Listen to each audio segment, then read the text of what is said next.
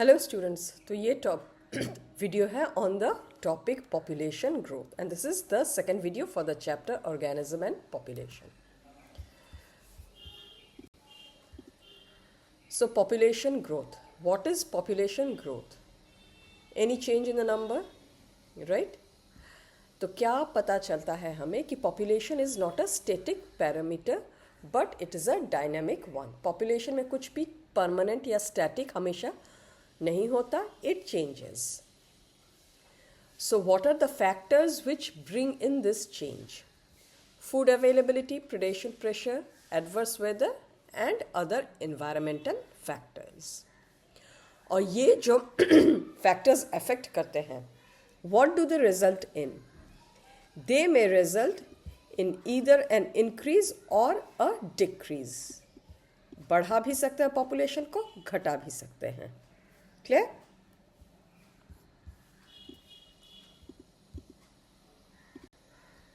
Now, what are the processes that change the population? इससे पहले हमने factors देखा था. Now, what are the processes? First process is natality. Natality मतलब क्या? Number of birth during a given period added to the initial density. यानी एक population में किसी एक टाइम पीरियड में कितने ऐड हुए हैं. Mortality similarly number of deaths during a given time. Immigration number of individuals of the same species. Okay, अगर हम गाय की बात करें तो we have to see the population of गाय ओनली, कि उस इलाके में कितने नए गाय और आए हैं. Number of individuals of the same species that come into the habitat from elsewhere during a given time. Emigration, बिल्कुल immigration का उल्टा. Number of individuals of the same species who have left the habitat and gone elsewhere during a given period of time. यानी ये चार जो processes है, ये चार जो processes are always, they have this thing, they are always considered in a given period of time. Always remember. And same species. Okay, so this diagram is from your book only. Natality and immigration they are adding, इसीलिए यहाँ पे plus plus दिया हुआ है, plus plus, और mortality and immigration are subtracting, minus minus. तो इन्हीं जो सबका मिला के क्या इक्वेशन बनता है? If we take n as the population density at time t, then the density at time t plus 1. यानी N T is the reference, original पहले कितना था, कहाँ से हम शुरू कर रहे हैं. N T plus 1 is equal to N T plus B plus D minus D plus E. Clear? Very easy equation. So now ये पॉपुलेशन ग्रोथ जो है, इस पॉपुलेशन ग्रोथ के लिए दो मॉडल्स दिए हुए हैं. One is exponential growth, another is logistic growth. तो सबसे पहले हम exponential growth को देखेंगे. So what is exponential growth? नाम पे ही है. Exponentially expand जो हो रहा है, where the growth is exponential. छप्पड़ फाड़, दिन दुगनी रात चौगनी. Clear? इस growth को दूसरे the other name for this growth is geometric growth. और ये growth होता कब है? Under what kind of conditions? Conditions are when resources are unlimited. Resources unlimited होने का मतलब क्या, कि competition exist ही नहीं करता. और ऐसे growth का result क्या होता है? इससे क्या होता है कि हर species जो है वो maximum reproduce जितना कर सकता है to its capacity करता है. इसीलिए तो exponential growth होता है, right? So उसी बात को यहाँ पे result पे कहा गया है. And this is the line from your book. Gives each species the full potential to realize fully its innate potential to grow in numbers. उसके अंदर के reproducing capacity को to its fullest उसको realize किया जाता है. और ऐसे growth का अगर हम ग्राफ बनाएं, number on the y-axis and time on the t-axis, we get a S-shaped या sigmoid graph. और उस ग्राफ में दो phases होते हैं, एक lag phase initially and then log phase. Okay, Population growth in exponential pattern is also known as geometric pattern. और इस एक्सपोनेंशियल ग्रोथ को समझाने के लिए दो इक्वेशंस दिए हुए हैं in two forms. One is the differential form, another is the integral form. So let's begin with differential form. Okay. Now, if we take the population size to be n, birth rate to be b, and death rate to be d, increase या decrease in n during unit time t. Please mark this word, very very important. Unit time means just at a given point of time. आज का आज, अभी का अभी. Okay. Instantaneous. dn by dt is equal to b minus d into n. यानी birth rate minus death rate into n. b minus d को अगर हम r से रिप्लेस कर दे, so the equation becomes dn by dt is equal to r into n. What is this r? ये r है क्या? r is the intrinsic rate of natural increase. क्या पता चलता है इससे? Why is it important? Why are we talking about this? Now this r tells कि how fast a population can grow when conditions like unlimited resources, no competition exist. Okay? And why so? मतलब when these are the conditions available, जहाँ पे कोई competition है नहीं, वहाँ पे species like they can realize their birth, they can increase their birth rate to the maximum. Clear? Unless environment is playing any other effect. और ये R जो पैरामीटर है, it is very important for assessing the impacts of any biotic or abiotic factors on the population growth.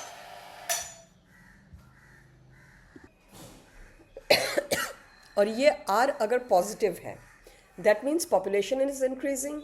ये R अगर zero है, population is constant. और ये R अगर नेगेटिव है, population is declining. तो higher the value of R, more the population का growth. Clear? Now let us look into the integral form of exponential growth. क्या equation है यहाँ?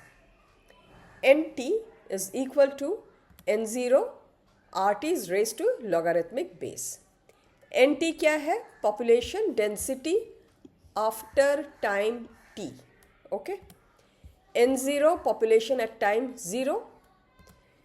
R is the intrinsic rate of natural increase and E is the base of log. तो difference क्या है? Why do we have these two different equations? एक differential, एक integral. Differential वाले में याद है, it was talking of growth rate at any unit, at a unit of time, right? Means it was talking of the instantaneous growth in rate. Means it was talking of the instantaneous growth rate. Clear? Whereas integral form में, if you see after time and at a time 0, means they are talking of a time period. तो integral form से हमें the size of the population in a time period का पता चलता है. So differential population एक तरफ जहाँ instantaneous है, अभी का growth rate दे रहा है, this gives us the size of the population within a period, after a period of time. Clear? इन्हीं के बाकी differences को यहाँ पे लिखा हुआ है. तो सबसे पहले तो लिखा हुआ है the equation which you all know.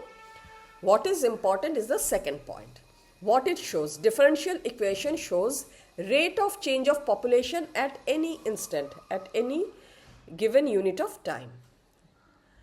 Populations or integral shows population after a given time. Okay, इससे rate का पता चल रहा है, इससे पूरे population size का after a given period of time का पता चल रहा है. And these are the main differences. Differential equation shows us how fast population is increasing, whereas integral population is showing the population after a time period of time. खाली size के ही बारे में ये बात कर रहा है. Integral population, the last point, helps in calculating future population size. Clear? Next जो है, that is the logistic growth. या वेरहर्स्ट पर लॉजिस्टिक ग्रोथ। ये ग्रोथ हमें कब देखने को मिलता है? When resources are limited and competition exists. तो फर्स्ट पॉइंट, कंडीशन क्या? Resources limited. और ऐसे एक ग्रोथ का रिजल्ट क्या होता है? How does the population grow under such circumstances? Fittest individual will survive and reproduce. In other words हम क्या बात कर रहे हैं? We are talking of what Darwin had said as survival of the fittest. And survival of the fittest, fitness को हम क्या मानते हैं यहाँ पे? Which fitness? The reproductive fitness. The one which is able to survive has to reproduce also. Clear? ऐसे ही एक growth का अगर हम ग्राफ बनाए तो we get a sigmoid or an S-shaped graph. और उस ग्राफ में 4 फेजेस होते हैं: initial lag phase, acceleration phase, deceleration phase and asymptote. Next वाले स्लाइड में मैं वो दिखाऊंगी ग्राफ में, बट उससे पहले इस ग्रोथ का भी एक फॉर्मूला है। So let's see what that formula is. dn by dt is equal to r multiplied by n k minus n by k। यहाँ पे n क्या है, t क्या है, r क्या है? We know. What is new to us is K. What is K? Carrying capacity of nature for that species. क्या है ये?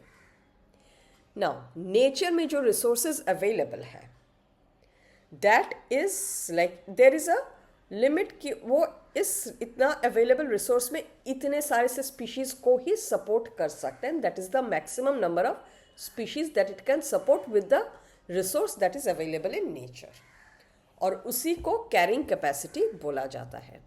Natures resources to support a maximum possible number beyond which no growth is possible. Clear? Now let us look into this graph, और दोनों graph को हम अलग अलग देखते हैं। ये रेड वाला जो ग्राफ है that is the exponential growth का कर्व। एंड डू यू सी ये जे शेप्ड है, राइट? सबसे पहले यहाँ पे if you see कुछ फ्लैट सा है, do you see this part? This is the lag phase. और उसके बाद ये जो शुरू हो रहा है दैट इज द लॉग, ये the exponential phase and it is not stopping. Clear? यहाँ पे इसका फॉर्मूला दिया हुआ है। And now if we come to the logistic growth, यहाँ पे भी इनिशियली एक लैग फेज है, फिर चढ़ाव शुरू हो रहा है। So this is the acceleration phase. यहाँ तक accelerate हुआ मतलब it is growing. And do you see this curve? This curve is the deceleration, यानी यहाँ से growth is slowing down. And then this linear line. This is the asymptote, यानी जब line वो straight हो जा रहा है। तो इस ग्राफ से भी हमें पता चलता है कि when the population size is matching the carrying capacity of the nature, population growth becomes अब grow नहीं हो रहा है, it has come to a standstill. Clear? तो यही दो एक्सपोनेंशियल एंड लॉजिस्टिक ग्रोथ के हम कंपैरिजन देख लेते हैं। एक्सपोनेंशियल ग्रोथ कब होता है? When resources are unlimited. Logistic growth, resources are limited and competition exists. Exponential growth में population growth passes well beyond the carrying capacity of the ecosystem. वो हमने अभी उस ग्राफ में देखा कि carrying capacity का लाइन को क्रॉस करके the J-shaped graph is going up. Explosion, population explosion, right? On the other hand, in logistic growth, population growth seldom pass beyond the carrying capacity of the ecosystem. Carrying capacity को वो मिट किया, n becomes equal to k and the population stops growing. Now, n becomes equal to k is a very important point. Please keep this in mind. जब n is equal to k, population stops growing. इधर आपको J-shaped curve मिलता है, इधर S-shaped. Population crashes ultimately due to mass mortality. Population seldom crashes. यहाँ पे दो phases है, the lag phase and the log. यहाँ पे 4 phases: lag, acceleration, deceleration and asymptote. Exponential growth हमें कहाँ देखने को मिलता है? वेरी इंपॉर्टेंट की अकर्स इन फ्यू ऑर्गेनिजम्स, मतलब बहुत कम ही ऑर्गेनिजम्स पे देखने को मिलते हैं, सच एज एल्गल ब्लूम, जहाँ पे वो पूरा का पूरा पोखर का ही एल्गी यू सी ग्रीन हो गया, एल्गल ब्लूम जिसे हम कहते हैं.